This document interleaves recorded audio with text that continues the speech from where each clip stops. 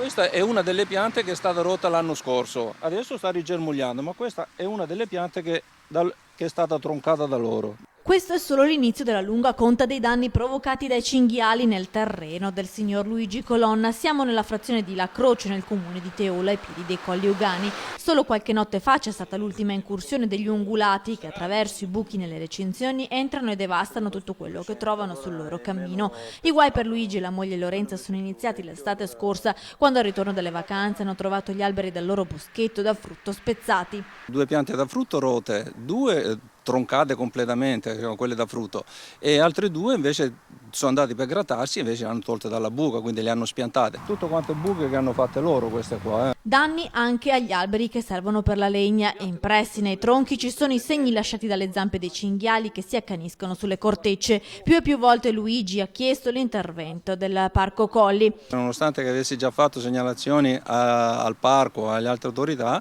purtroppo mi erano state fatte alcune promesse che a tutt'oggi non sono state assolutamente nemmeno data risposta. La sua richiesta è quella di poter mettere qualche chiusino per bloccare il passaggio degli ungulati. Ci sono danni anche al terreno che viene costantemente smosso impedendo la manutenzione. Anche se non sono cifre esorbitanti, qualche centinaio di euro per le piante da fusto che me le hanno rovinate.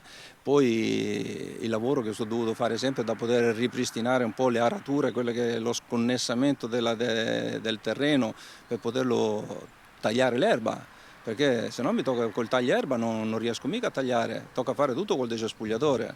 Senza parlare poi degli argini dei fossati che sono stati ridotti in questo modo.